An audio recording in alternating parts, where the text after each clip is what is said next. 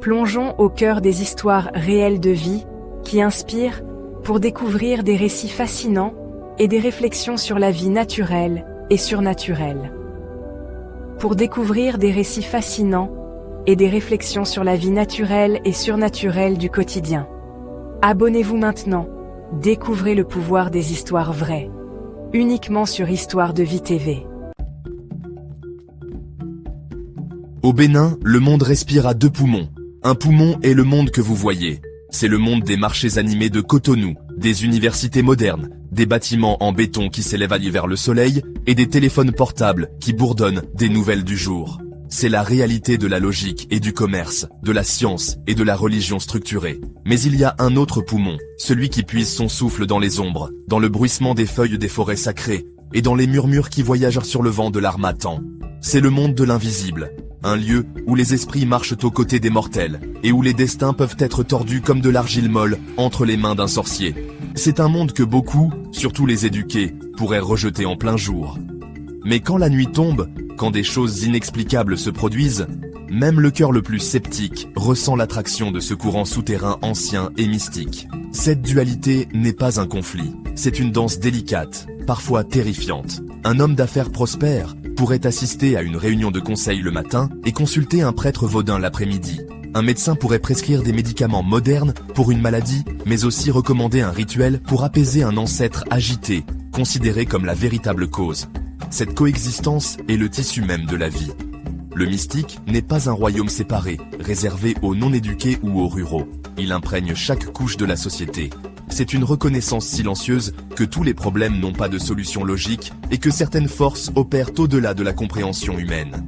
Le monde invisible a ses propres règles, ses propres dettes et ses propres formes terribles de justice.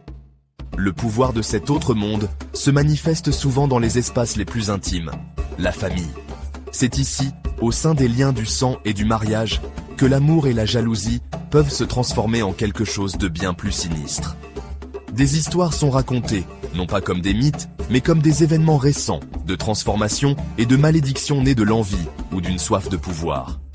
La richesse soudaine d'un voisin, l'échec inexplicable d'un rival, la maladie persistante d'un enfant, tout peut être vu à travers une lentille mystique. La croyance persiste que les êtres humains, par des pactes avec des entités plus sombres, ou par l'initiation à des sociétés secrètes, peuvent acquérir le pouvoir d'influencer le destin, de nuire à leurs ennemis, et même de changer leur forme physique.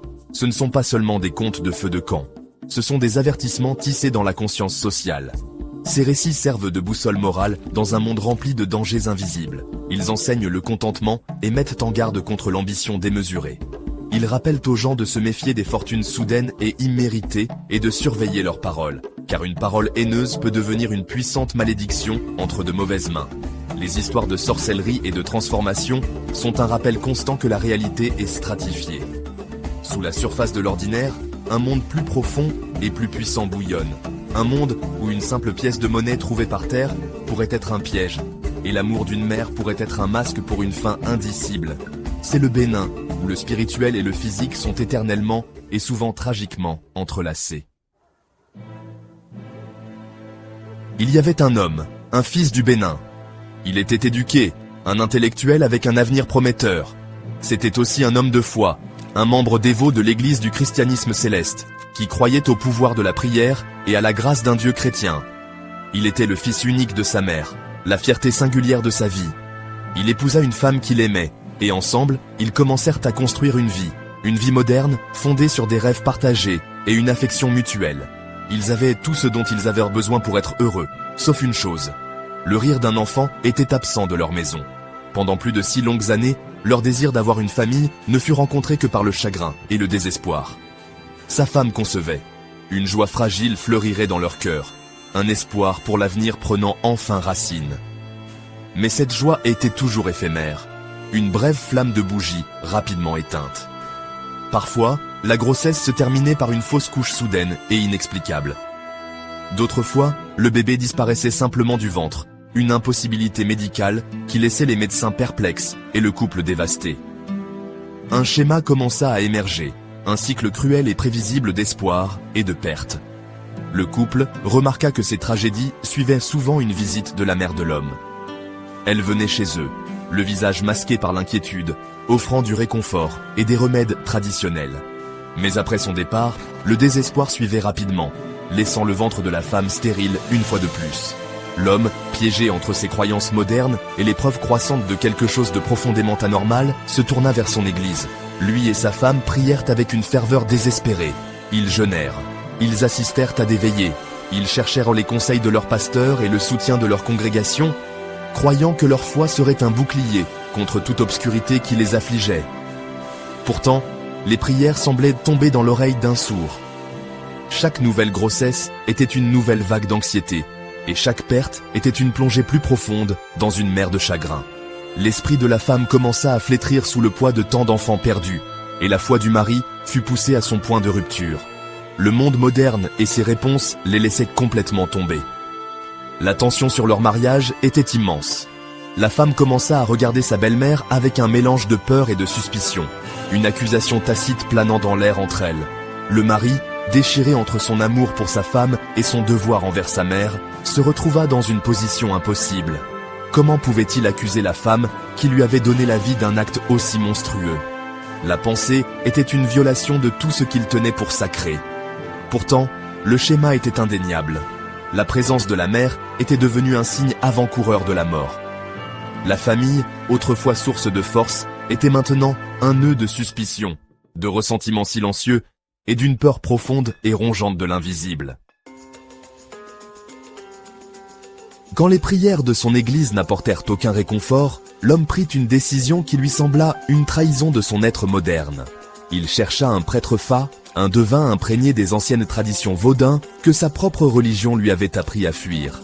Le désespoir l'avait ramené au monde que ses ancêtres connaissaient, un monde où les problèmes n'étaient pas seulement priés, mais confrontés par des rituels et une perspicacité spirituelle. Il exposa son histoire au prêtre, le récit du berceau vide et des grossesses fantômes récurrentes. Le prêtre Fa écouta patiemment, ses yeux voyant au-delà des mots de l'homme, dans les ombres qui s'accrochaient à sa vie. Après avoir consulté l'oracle, le diagnostic du prêtre fut à la fois cryptique et glaçant. « L'insecte qui vous mord, dit-il, est déjà dans votre propre poche. » Le message était clair. La source de sa souffrance n'était pas un ennemi lointain, mais quelqu'un d'intimement proche. Le prêtre prescrivit un rituel étrange et simple, qui semblait absurde à l'esprit logique de l'homme. Il devait aller dans un bar, commander une bouteille de bière et en boire. Puis, il devait laisser la bouteille ouverte sur la table et attendre. L'homme, ayant épuisé toutes les autres options, obéit sans poser de questions. Il s'assit dans le bar bruyant, la bouteille à moitié vide devant lui, comme un étrange hôtel. Tandis qu'il regardait, une seule mouche domestique, bourdonnant de manière erratique, vola directement dans le goulot de la bouteille et fut piégée dans le liquide restant. Suivant les instructions du prêtre, l'homme scella rapidement la bouteille avec son bouchon. Il avait à peine mis la bouteille bouchée dans sa poche que son téléphone sonna. C'était sa mère. Sa voix n'était ni calme ni aimante. C'était un cri de pure panique et de terreur, un son qu'il n'avait jamais entendu auparavant. « Mon fils, laissez-moi sortir !» cria-t-elle, sa voix déformée par un halètement frénétique et désespéré. « Je suis piégé, je ne peux pas respirer. S'il vous plaît, ouvrez la bouteille. » À ce moment-là, le monde bascula. Les mots cryptiques du prêtre Fa, la mouche piégée et la confession terrifiée de sa mère se heurtèrent, révélant une vérité plus monstrueuse qu'il n'aurait jamais pu l'imaginer. L'insecte dans sa poche était sa mère. Elle avait été la mouche, et maintenant son esprit était emprisonné dans la bouteille. Les terribles révélations se déversèrent d'elle. Dans sa jeunesse, pour se protéger des machinations jalouses d'une coépouse, elle avait rejoint un puissant coven de sorciers. Mais un tel pouvoir a toujours un prix. En paiement de la protection qu'elle recevait, le coven exigeait un sacrifice. Ils exigeaient son fils unique. Refusant de le livrer, elle fit une horrible contre-proposition. Elle ne sacrifierait pas son fils, mais elle sacrifierait sa lignée. Elle offrirait chaque enfant qu'il concevrait. Chaque fois que sa belle-fille tombait enceinte, elle dévorait mystiquement l'enfant à naître pour payer sa dette spirituelle, assurant sa propre survie en dévorant ses propres petits-enfants. La confession brisa le monde de l'homme en 1 million de morceaux irréparables. La femme qu'il connaissait comme sa mère, la source de sa vie, était aussi l'architecte de sa plus profonde douleur. C'était un monstre caché derrière un visage familier. Après la révélation, le barrage d'énergie sombre se brisa. La mère, son secret exposé et son pouvoir spirituel brisé, ne vécut pas longtemps. Sa mort ne fut pas une libération, mais le début d'une nouvelle malédiction, plus profonde, qui s'abattit sur le fils. La protection mystique qu'elle avait autrefois fournie, aussi perverse fut-elle, avait disparu, et les conséquences de son pacte retombaient désormais entièrement sur ses épaules. Sa vie commença à s'effondrer à une vitesse terrifiante. Presque immédiatement, il perdit son emploi. La carrière prometteuse qu'il avait bâtie, le fondement même de son identité moderne, s'effrita en poussière. L'homme qui débattait autrefois de concepts intellectuels se retrouva à la dérive, incapable de se concentrer, son esprit hanté par l'image d'une mouche dans une bouteille et le son des cris de sa mère. Il chercha refuge, non pas dans la prière, mais dans l'alcool. La bouteille qui avait révélé la vérité devint la bouteille qui lui offrait une évasion. Il buvait pour oublier l'horrible trahison, pour faire taire les murmures de ce qu'il avait appris, et pour engourdir l'agonie d'un arbre généalogique empoisonné à sa racine. L'intellectuel devint un ivrogne, ses jours se fondant dans un brouillard de liqueurs bon marché et d'auto-dégoût. Le poison de son désespoir s'infiltra inévitablement dans son mariage. Le foyer qui était autrefois un sanctuaire d'amour devint un théâtre de colère et de violence. Il retourna sa rage et sa confusion contre la seule personne qui avait partagé sa souffrance, sa femme. La femme qui avait enduré la perte de tant d'enfants dut maintenant endurer les coups d'un mari brisé. Son amour, déjà meurtri par des années de chagrin, ne put survivre à cette dernière attaque. Elle le quitta. Elle s'éloigna de la coquille de l'homme qu'elle avait épousé, emportant avec elle le dernier écho de la vie heureuse qu'ils étaient censés avoir. Il fut laissé complètement seul, abandonné par sa femme, sa carrière et sa raison. La descente de l'homme fut totale. Il devint un fantôme errant dans les rues, son esprit fracturé, parlant seul, un témoignage vivant d'une guerre menée dans un royaume invisible. Son histoire devint une autre mise en garde chuchotée dans les quartiers du Bénin. Elle parle de la terrifiante proximité de la sorcellerie, de la façon dont elle peut se nicher au cœur d'une famille. Elle avertit du prix des pactes spirituels et de la nature destructive des secrets. Le voile entre les mondes s'était levé pour lui, et ce qu'il vit le détruisit.